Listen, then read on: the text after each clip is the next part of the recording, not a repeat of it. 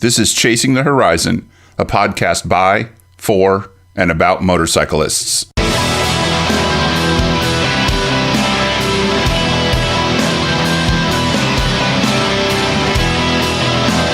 Welcome to Chasing the Horizon, brought to you by the BMW Motorcycle Owners of America. The podcast is now in iTunes, and you can always listen and learn more about it by going to our website at bmwmoa.org/podcast. My name is Wes Fleming. Thanks for joining us, and we'll get started right away with the news. I know last time it seemed like all I could talk about was new bikes, but guess what? That's right, more new bikes. Now that EICMA is almost over for 2017, we've seen a ton of new bikes. BMW Motorrad announced 4 new bikes, well, 3 new and 1 sort of new. They're putting out a new touring cruiser, and maybe I just coined that term, but maybe not. A touring cruiser called the K1600 Grand America. It's based on the K1600 Bagger that came out earlier this year, the one that I had a chance to ride back in August, and I was really impressed with it. So the differences between the Bagger and the Grand America look pretty simple. The Grand America has a top case, a big trunk. It's definitely big enough to call it a trunk, and it's got a bigger windshield than the Bagger as well. They've got an all-black metallic, I think they call it Black Storm metallic, of course. But they also have an interesting yellow gold color called Austin Yellow Metallic. That yellow color, gold color is galvanizing early conversations about the bike in a very much love it or hate it kind of way. And I'll say that it may not look great in photos, so I want to look at it in person before I pass judgment. Yellow is a tough color to pull off on any vehicle. And a big touring bike like the K1600 Grand America is going to have a lot of yellow on it. At any rate, it makes a lot of sense that BMW would put this bike out. When I was at the Bagger press launch, one of the comments I heard from the other journalists, more than once too, I might add, was that if the bike only had a trunk, it would be the perfect touring bike. Nice low seat height, good power, all that kind of thing. I suppose some people will gripe that the Grand America is electronically limited to a top speed of 101 miles an hour. But you know, most places in the United States, riding at that speed will get your bike impounded and your butt thrown in jail. So maybe it's okay to limit the speed at that level. Flipping to the other end of the spectrum, BMW also released information about their newest scooter, which is called the C400X. It looks a lot like the C650 maxi scooters, which is to say, really, it looks exactly like a step-through scooter is supposed to look. I don't know anything about scooters. I'm sure it's fantastic as far as scooters go. Most people I know are interested, though, in one of the nearly matching pair of bikes that make up BMW's new bike announcements for EICMA and the upcoming 2018 model year, and that is the new F-Series bikes. When the F-Series BMWs launched in 2008, the upright parallel twin engines were really unlike anything BMW had ever done before. Some of them had chain final drives, the GS models, and some of them had belts, which was pretty much all the other variations. And BMW fanatics hardly knew what to do. Of course, they put out a GS variant, which is what they have to do basically at this point. And even though the F800 GT and ST were both fantastic bikes, the GS got most of the attention. There was a good bit of confusion as to the purpose of the 700 in that line, since it was the same engine as the 800, but it was limited through electronics and engineering to mimic the performance of a lower output engine. Once BMW made the F700 a little more inseam friendly, it started to make more sense to Americans, but of course people in the rest of the world that have graduated licenses that are tied to the output of the motorcycle understood that important difference right away. After a couple of years of good response to the F800 GS, BMW released the GS Adventure version of it, ostensibly a motorcycle that was more suited to hard, extended, and off-road travel. Fans of the platform started grumbling, though, asking BMW for more displacement and other tweaks to the bike. I have to say right here and right now that I have never understood the drive, that urge to make an engine bigger on a bike when the rest of it functions perfectly well, but I'm pretty sure that puts me in the minority of the motorcycling world. BMW has finally responded to those folks that wanted a bigger engine, but the way it looks on paper and in photographs, they went way beyond what people expected. So now BMW has the F850 GS and its sort of baby sister bike, the F750 GS. They bumped the displacement from 798 cc's to 853. The 750 GS puts out 77 horsepower, and the 850 delivers 95. They put in an anti-hopping clutch and moved the chain drive over to behind the rider's left foot instead of behind the rider's right foot. There are, of course, tons of optional add-ons available, including traction control and ABS Pro that works when the bike is leaned over. That's a new trend that is really improving the performance of motorcycle braking systems. It's got a new steel bridge frame that uses the engine as a stressed member, and it looks like the bike can handle some pretty gnarly riding conditions. Of course, it looks great on paper, it looks great in photographs and on videos, but as always with motorcycles, the proof will be in the pudding once people can start buying it and riding it. We'll see if the F850 GS can live up to its emerging reputation as the Africa Twin killer. Speaking of the Africa Twin, you know that Honda announced the new version of its resurrected Dakar Hero bike. They're calling it the Adventure Sports version, or CRF 1000 L2. Photos show it in the same three-color paint scheme as the very original Africa Twin, the Wayback bike, which was a 650cc single and came out about 30 years ago. So because it's Honda, you can get this new Africa Twin variant with a regular old manual transmission, but you can also get it with their DCT automatic transmission. They increased the fuel capacity by almost 1.5 gallons, which should extend the range of the bike considerably, maybe 60 or 80 miles, depending on how hard you get on the throttle riding over the dunes. They made the new variant, a little taller, gave it a flatter seat and a more upright riding position, put on some heated grips for the comfort of the rider, which is nice, especially in the winter months and cold mornings, no matter what time of year it is. They also widened the stance for the rider to add a little bit of stability to when the rider's standing. They put the foot pegs out, moved them out a little bit from the center line of the bike, and they beefed up the steel plates that the foot pegs are mounted on. So they really do intend for this variation of the Africa Twin to be ridden hard and ridden off-road. They also changed the angle of the dash so that it's easier to read the gauges when you're standing on the pegs. So they really are positioning the Adventure Sports Africa Twin as a dedicated off-road adventure bike.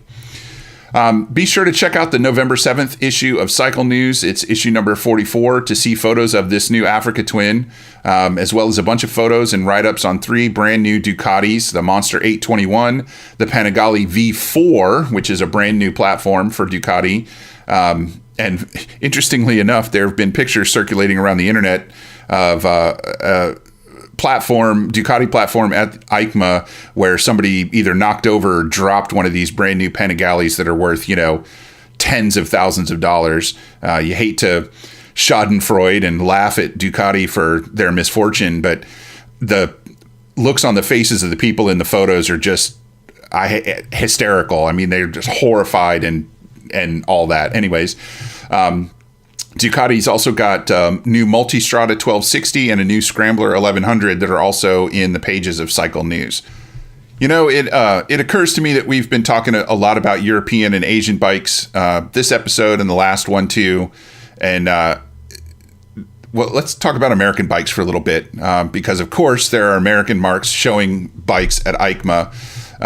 Which by the time you hear this, of course, will have ended.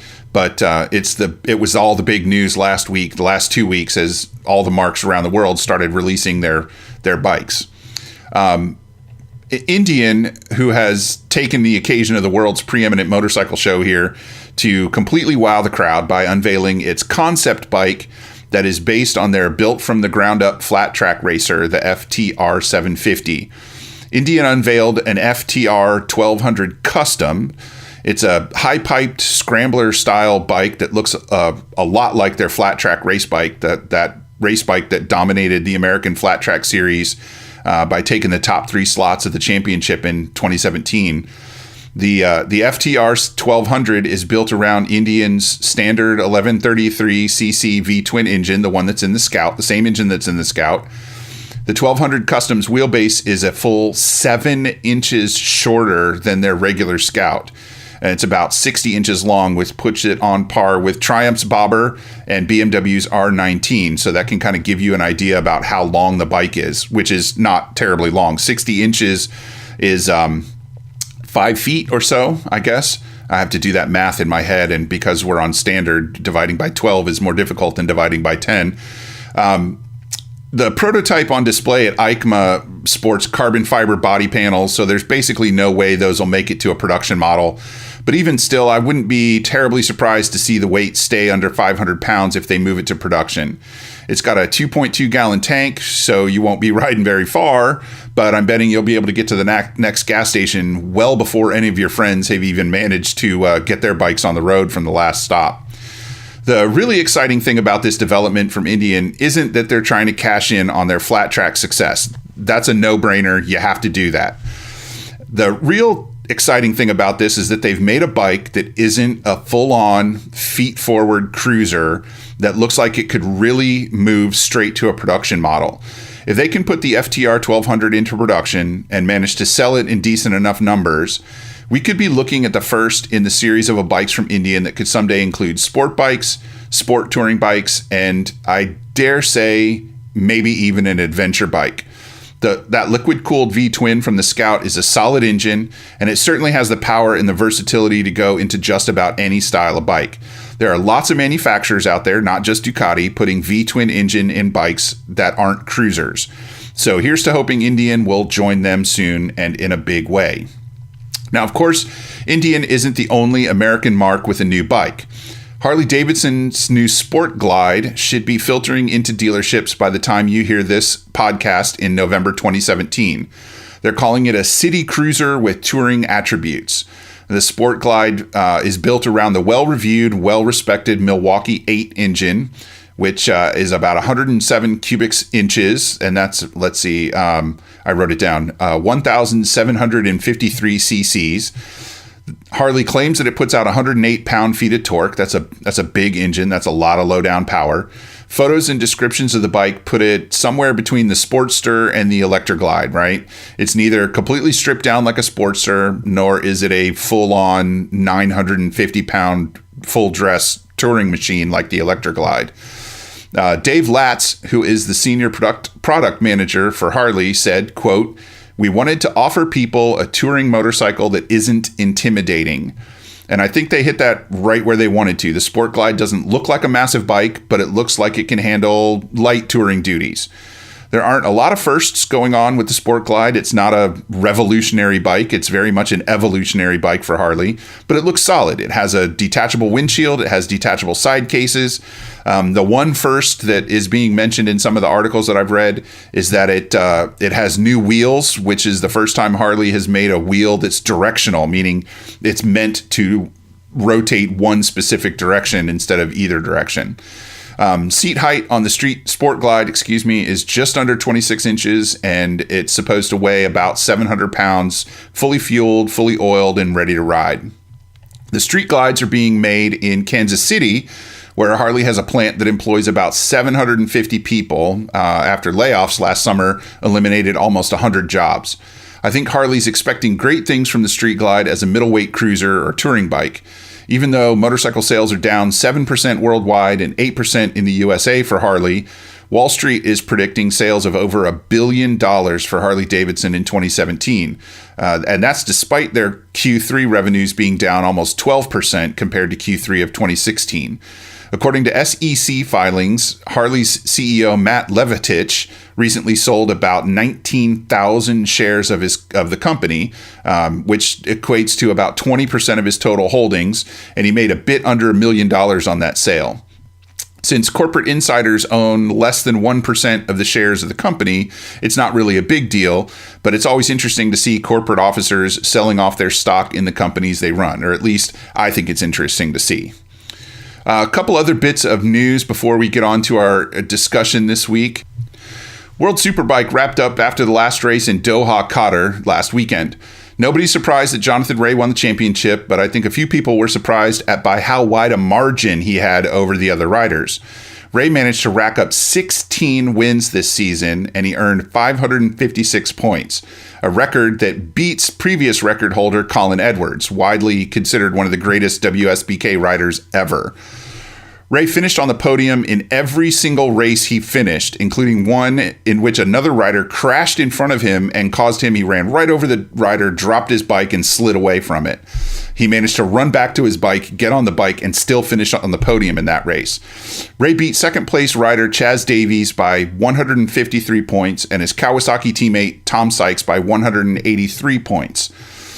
Javi Flores finished the season in 7th place, and that was the highest rank for any of the privateers in the circuit.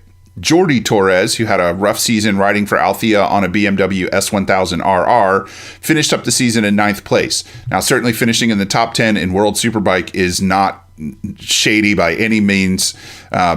Torres had a tough season. He had some really disappointing races, but it was really nice to see a BMW in the top 10 of World Superbike. Nicky Hayden, the popular American rider who was killed by a car colliding with his bicycle partway through the season, still had enough points before his passing to claim 17th place for the season.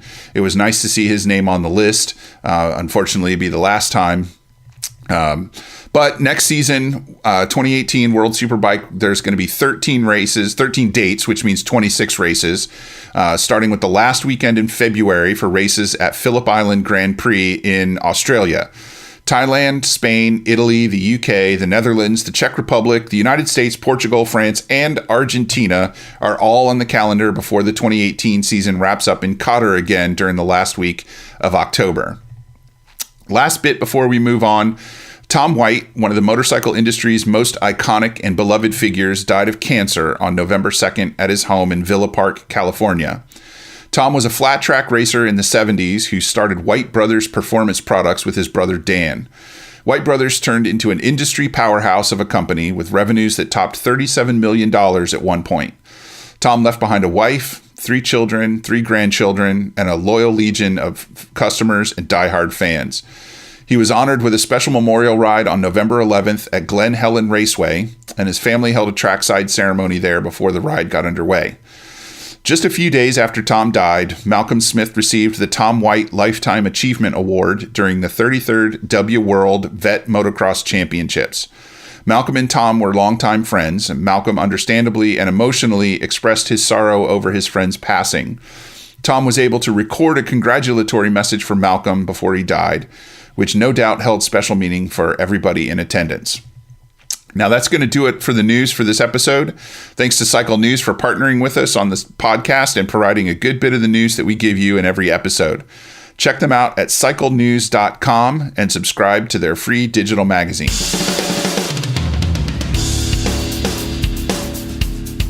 So this episode's interview is with Polly Pierce, who is an MOA member.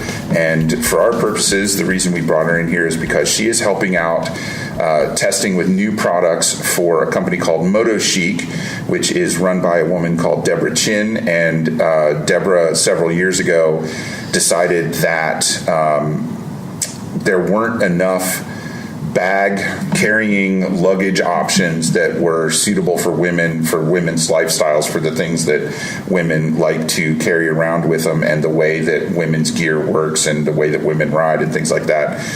So she set out to take care of that situation with a new line of gear that includes convertible bags that switch from totes to backpacks and kind of everything in between. So Polly is helping test out a new product that Deborah is releasing in August, which will be before this podcast airs, but after we've done the interview. And what's the name of this specific bag that you're testing? It's the Lauren Sport Bag. Lauren Sport Bag, named after, if I remember correctly, when she was talking about it at AIM, I think she named it for, what's that lady's name? Actress, very famous actress, Lauren Hutton, right, that rides motorcycles. She does. She was in a terrible crash several years ago. So, Polly, at any rate, thanks and welcome to the podcast here. It's nice to meet you. Nice to meet you too, Wes. So where are you from? Tell me a little bit about where you're from and how you got into motorcycling, your first motorcycle and what you ride now and those kinds of things. Well, I'm from Northwest Pennsylvania. town called Ridgeway, but presently I live in Kane, Pennsylvania. And I actually got interested in riding my own motorcycle after me and, well, he was my boyfriend at the time. We just recently got married. Congratulations. Oh, thank you very much. We actually got married on this trip out here at Arches National Park. Awesome. Yeah, it was awesome. Anyways, we took a trip on a Harley Davidson out west, out to California, out to Alcatraz from Pennsylvania. It was 21 days, and it was a lot for him to carry all our stuff and this crazy lady on the back of its bike. And actually, when we were in Reno, we had to ship some of our stuff home because we kept collecting things on the way. And so then when we got home, he's like, that's it. You're going to ride your own bike. So I enrolled in the motorcycle safety course through Pennsylvania. Good for you. They actually offer it free there, so it's a... Nice, even better. Yeah, it's a bonus deal. So anyways, I took that, and then I first started out with a Harley Sportster, riding that, and then we wanted to kind of do some on-road, off-road riding. Okay. So we got a BMW. And which one? The GS 700. Okay. And so then my first trip, long trip on that bike, was actually out to the BMW International Rally out in Montana. Okay. 2 years ago. Billings. So, yes. Yeah. Yeah, so that was my first long trip on that bike. Still to this day, I haven't done a lot of off-road riding because I'm a little hesitant and I want to get trained, the proper training.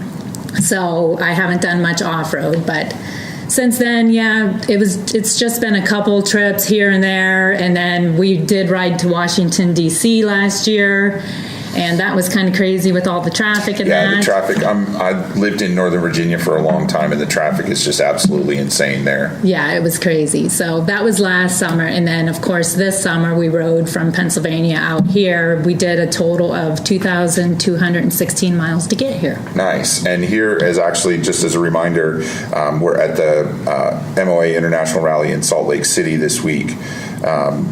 When we're doing all these interviews for the podcast series. So that's a good long ride. How long did you set aside to do the trip out here? Well, we actually did it in 5 days, which isn't good compared to Montana. We did that in 3 days. Yeah. That was like 1,800 miles. But you did have that whole stopping off to get married thing. Right. And we talked about it was about the ride, not about getting there. Gotcha. So, and we met so many awesome people along the way, and that's what it's all about. So. Yeah, exactly. That's what a trip should be like, having experiences.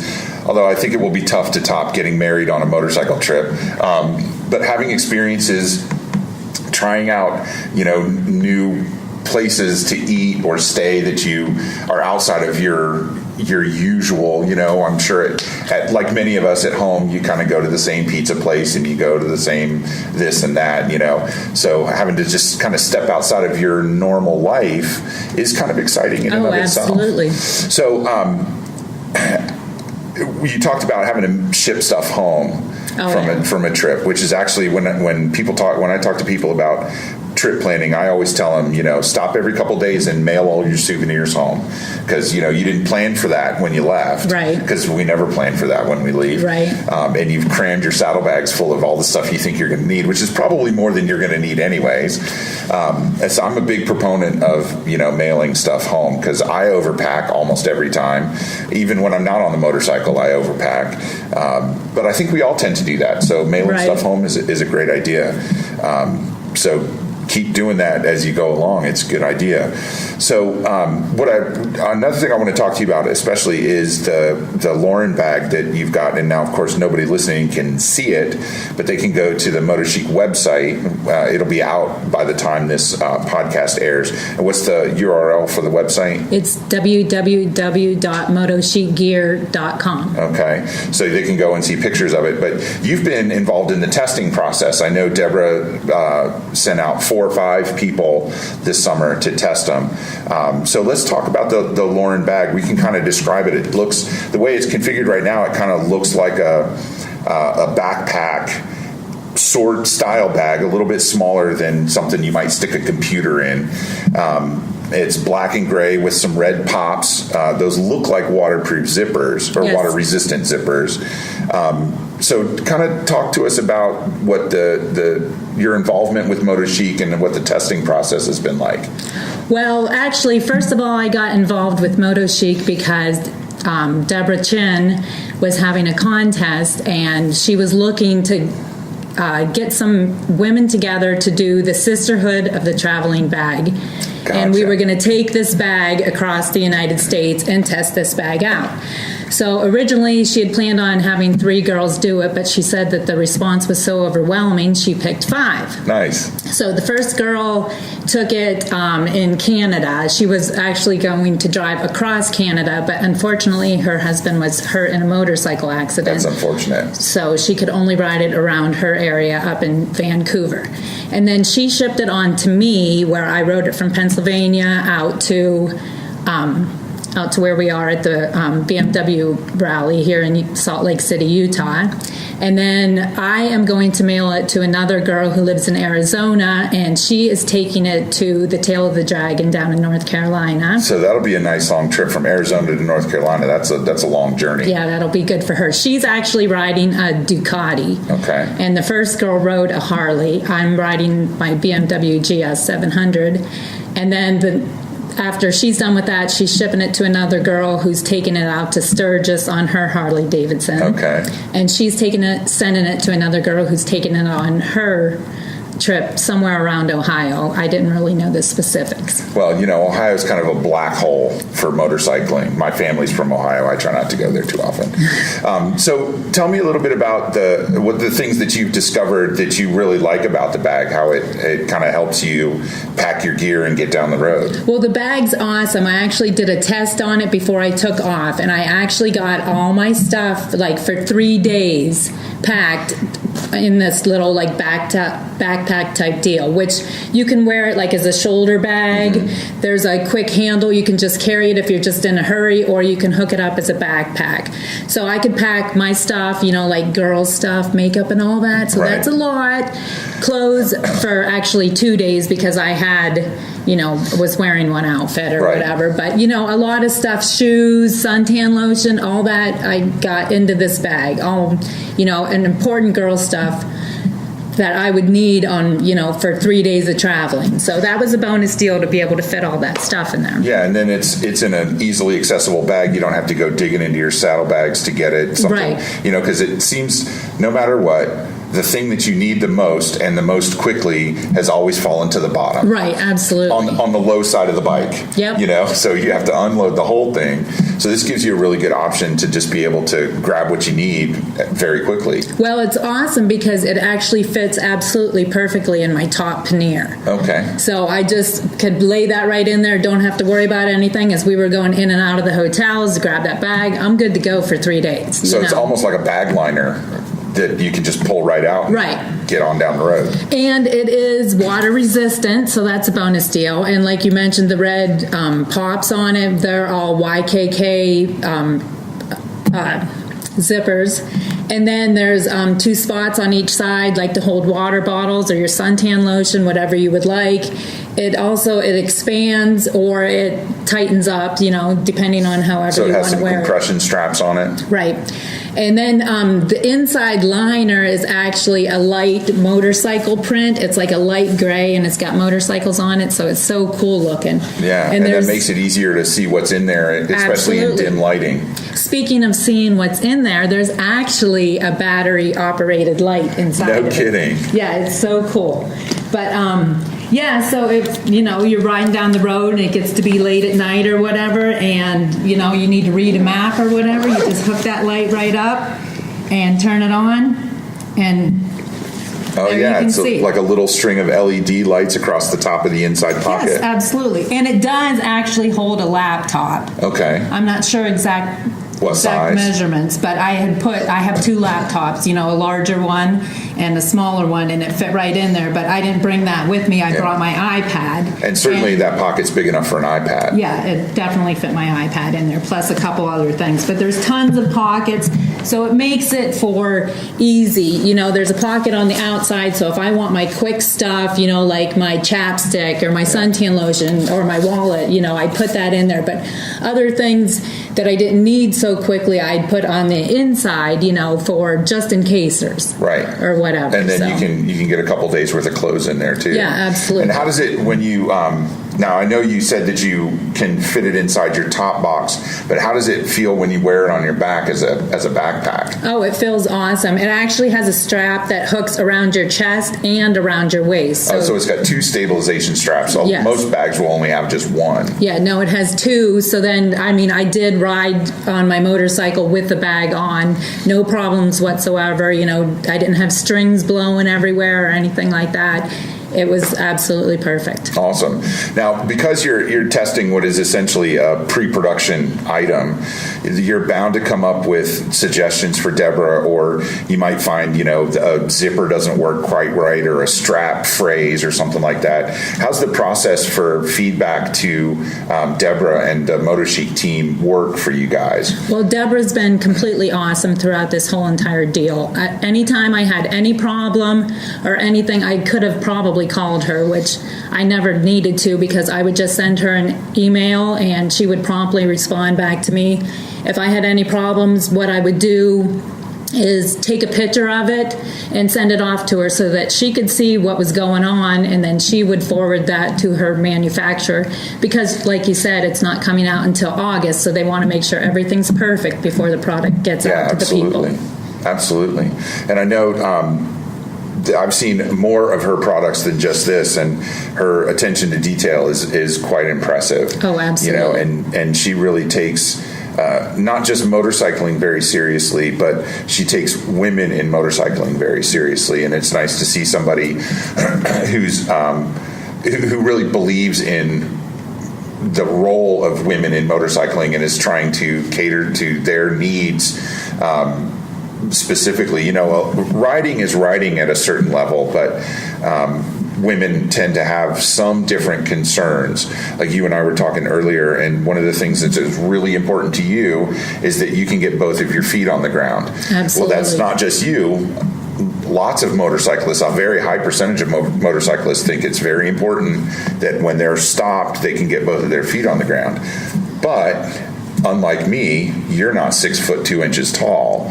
So how do you kind of find that you're adapting to the motorcycle world, or the motorcycle world is adapting to you, you know, as a female rider?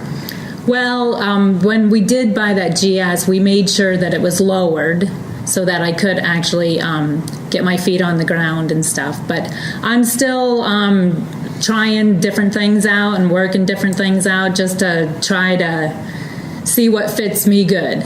So yeah. And so you're enjoying the 700 GS. What kind of bikes do you dream about, like down the road in the future? This is the bike you picture yourself on. Oh, I don't know. My husband wants to do a lot of off-road riding because, you know, you have to worry about the traffic and all that stuff. And I'm still conquering the road. Yeah. So I'm looking to take in some, I think it was called MSF classes about, so I can get into riding off-road, but then I'll have to look into one of those bikes. Well, you know, that's the great thing about the 700 GS is that, you know, the GS series is kind of meant as an on-off road. Right. So it doesn't take a lot of adapting to make your bike really suitable for off-road use. You know, you put on a set of tires that are suitable for off-road, and you don't even have to go with knobbies. You know, like a lot of guys will ride their knobbies right on the street. You know, but you don't have to do that. They make all sorts of dual sport tires that are, you know, adaptable to different conditions. And if you're not looking to, roost mud out the back of your bike, there's a really big tire selection. Right. I'm not looking to roost mud. Well, there's a lot of people that do. I would recommend that you probably don't ride behind your husband, because I'm sure he's a little more reckless than you are. Oh, absolutely. I'll take that into consideration.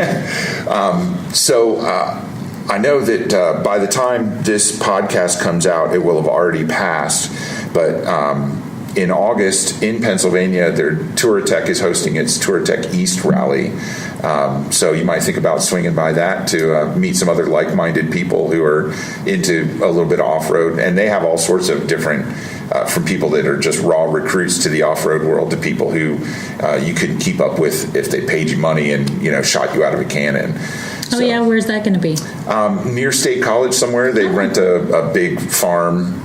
That's facility. only like 75 miles away from where I live. There you go. That might be a good little short weekend trip for you. Sounds great. Yeah. So once you get through this testing process with MotoChic, what other kind of products do you look for, not just as a woman, but as a motorcyclist, to make your life on the motorcycle easier? Well, right now I am looking for gloves that fit me well, because I know it's important for protection and for safety. And I'm having a little bit of problem with that. So I'm looking for, a good pair of gloves, and of course, anything that stand out so that, highway traffic can see me coming down the road. And besides that, I'm pretty well equipped. Good. What do you find in gloves that doesn't fit you quite right, or quite the way you like? It's the fingers. I need it to, fit my fingers comfortably. And since I have a little bit of fingernails, it makes it very hard for it to happen. Right.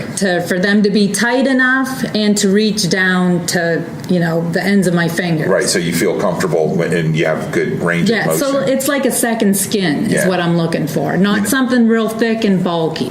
I have to say that it never occurred to me that fingernails would be a problem. Yeah, absolutely. Because I cut mine short. Yeah, if mine were all broken right now, I would be fine, but they're not. And I don't want them to be. Right. So I need something a little bit longer, but still thinner. Huh. That's one of those, kind of considerations that, I would assume that most men would be somewhat similar to me, and it just would never even occur to them. And it might not occur to manufacturers either. So that's a consideration that never would have occurred to me, because, head shapes are head shapes, and there's all sorts of different helmets out there for every different head shape. And, men, women, doesn't matter. You find the helmet that fits your head the best. You might be maybe a little more sensitive to helmet hair than somebody like me who has no hair. But in general, that's a really interesting consideration that just literally never occurred to me until you said that just now. Well, I was looking at my gloves yesterday, and I'm always shoving them down in between my fingers, and I feel almost like a duck, like I have webbing in there. Yeah. And that doesn't feel natural or comfortable for me. On a motorcycle. And, makes me cautious. Yeah, one of the, I have kind of stubby fingers, so I have trouble finding gloves that don't have, an inch of finger out past the end of my finger. Right. So maybe I should grow an inch of nail. Yeah, there you go. I don't know if that would work out too well with the rest of my life. It makes it hard to type. Yeah. So obviously you guys are going to be heading home back to Pennsylvania in tomorrow. Are you going to be leaving tomorrow? We're actually, since we headed out here quickly, we did a lot of interstate out here. We're going to play on the way going home. We actually, when we were at Arches, we bought a national park pass. Excellent. So we're going to hit some parks around the area. We already did. This is such a fantastic. Utah is such a fantastic place they have so many national parks, and they're just beautiful. Yeah, we did Zion before, and the Grand Canyon and all that when we were on our trip out to Alcatraz a couple years ago, but we missed Bryce Canyon, and there's a couple others that we wanted to go, Canyonlands, and a couple other ones that we wanted to go. And that pass is good for a year, if I remember correctly, yes. Right? So you can, all the way back home, you can go, and then are there national parks in Pennsylvania? I have to claim ignorance. I know of the national parks in Virginia where I live, but I don't know anything about Pennsylvania. Yeah, they're all over the place. I kind of live in the middle of one. Yeah. And, there's tons of stuff to do. But the whole way going home, there's a ton of, parks everywhere. Absolutely. So we figure we might as well head them up. Yeah, and there's no better way to see them than on a motorcycle. Absolutely. So what, after you get home and you kind of get back to your life and your kids and your jobs and all that kind of stuff, what's the next motorcycle journey that you're looking at? Oh, I'm glad you asked. Actually, I'm a member of the Christian Motorcycle Association, and we are going on a mission trip to Nicaragua in November with them. Now, are you going to ride all the way to Nicaragua, or are you going to fly? No, we fly, but actually we get the opportunity to ride motorcycles to ride while you're there. We last year we went to Honduras with the Christian Motorcycle Association, and we got to ride motorcycles, little Honda 125s. But we actually present motorcycles to evangelists around the area. We got to give away 12 motorcycles last year to them so that they can go reach out more people for the love of Christ. Nice. And that's especially being able to put somebody on a motorcycle, and I'm going to assume that they did smallish motorcycles because they get such fantastic gas mileage. They're easy to maintain. So, very low cost for the local missionaries to be able to, or evangelists to get out there and do their thing. Yes. I know in my not personal experience, but my knowledge extends to similar situations in Africa where they, not just missionaries and evangelists, but medical teams and, kind of outreach like that into the local communities that are really far off the beaten path and don't have a lot of technology that connects them to, the rest of the civilized world. You can be at the end of a dirt road and have a fully functioning community, but you don't have really too much contact with the outside world, and you kind of are insulated against that. So to get medical care, to get information, to get, missionaries and things like that, motorcycles are such a great tool. Absolutely. Actually, in Honduras last year, I got to present a motorcycle to a woman who pastored 26 churches. And she did this on feet. And she had a family at home. So she had been walking. Yes, to all these churches. And so for me to give her that motorcycle, she was crying. I was crying. Everybody was crying. And she had never ridden a motorcycle in her life. So she was so pumped up and she was so excited. But just to give her that, I was thinking to myself, well, you can get to these 26 churches more easily. And she said to me, she's like, I can open more churches. There you go. That's what she thought about, is helping more people, not doing what she needed to do now. Right. Well, that's really exciting, and I wish you all the success in your mission trip to Nicaragua when that comes up. When is that?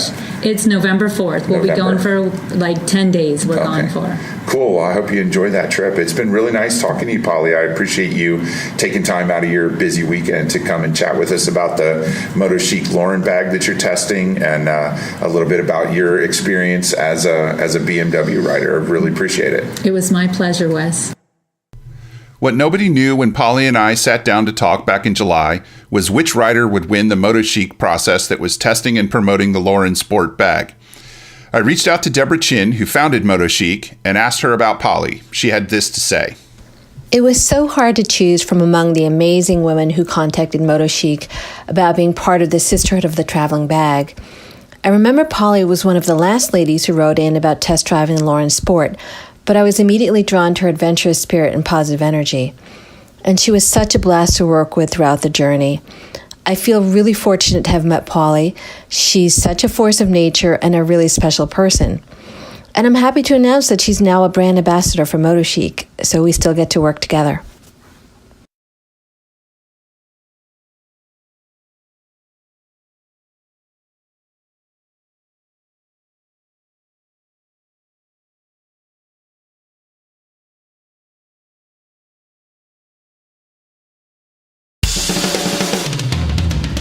Because this podcast is produced by the BMW Motorcycle Owners of America, in every episode I will highlight one benefit of being a member. I admit it's an enticement to get you to our website and get you to join for at least 1 year. I've been a member since 1999 and have used the member benefits to my advantage countless times since then, especially the roadside assistance program that I sign up for every year. Normally, this is where I say, but that's not what I'm going to tell you about today. But today, I'm actually going to tell you about the MOA's roadside assistance program. With a BMW MOA Platinum membership, you're covered on the road. Our best-selling roadside plan includes all the benefits of MOA membership plus 24/7 roadside assistance designed for motorcyclists. Platinum Roadside Assistance and Tire Hazard Protection provides 100 miles of free towing, free flat service, free battery service, and free fluid service. But that's not all. For the first time ever in the motorcycle industry, our Platinum Roadside Assistance and Tire Hazard Protection provides for 2 tire replacements per year for unexpected damage, and that includes labor. All this for up to 3 motorcycles of any brand. Platinum membership is $109, which includes your $49 MOA membership fee. Existing MOA members can upgrade online at the expiration of their current term, or they can contact the membership team for more information. Restrictions apply, of course, and the full list of terms and conditions are on the website at bmwmoa.org/roadside. If you're not a BMW MOA member, you can still take advantage of our group rates. Our basic roadside assistance plan is only $69 a year for non-members. Designed for motorcyclists, the basic roadside assistance plan cannot be beat. Enjoy 100 miles of free towing, free fluid service, free battery service, and free flat service 24 hours a day, 7 days a week. Contact the membership team at 864-438-0962 during regular business hours to sign up or upgrade your existing MOA membership. On a personal note, I've had the roadside assistance program for probably the last 5 years and have had to use it a few times. Once was to get my broken sidecar rig towed 96 miles to my mechanic. That tow cost me nothing, absolutely zero on the ground on the day of the tow. I tipped the tow truck driver, of course. I'm not a monster, but I've also had 2 tires replaced through the program. One of them died thanks to some kind of roofing nail or something. I don't know. It was 6 inches long and sharp. It took out my front tire like it had nothing better to do that afternoon. So the MOA's roadside assistance plan is better than any other similar service I've ever used, and I personally recommend it, not just because I'm a member, but because I've used it, I rely on it, and it works. All the links I mentioned in this episode will go out in an email from our mailing list. You can sign up for the mailing list at tinyletter.com/chasingthehorizon. Signing up for the mailing list won 3 people copies of a cool motorcycle film on DVD, and you never know what drawings will happen in the future. Thanks go out to Cycle News for helping us out with the podcast, and this episode was also sponsored by General Electric's Appliance Division. The GE Appliances store offers up to a 25% discount on the latest GE Profile Series, GE Cafe Series, and higher major appliances, including refrigerators, washers and dryers, ranges, and more. The GE Appliances store is an exclusive, secure, full-service site where MOA members can order appliances directly from GE Appliances. Go to bmwmoa.org/member discounts to learn more and get the link to the appliance store page. I want to thank you for coming back for the 8th episode of Chasing the Horizon, which featured a discussion with Polly Pierce, now a brand ambassador for MotoChic. Our next episode will feature Ted Porter of the Beamer Shop. That episode will be out on November 27th. Andrew Finberg composed and recorded our theme music. Karen Hawker designed our logo. Thanks again to all our guests and listeners for giving us their time. We'll see you out there somewhere on the road, or off it. Ride safe.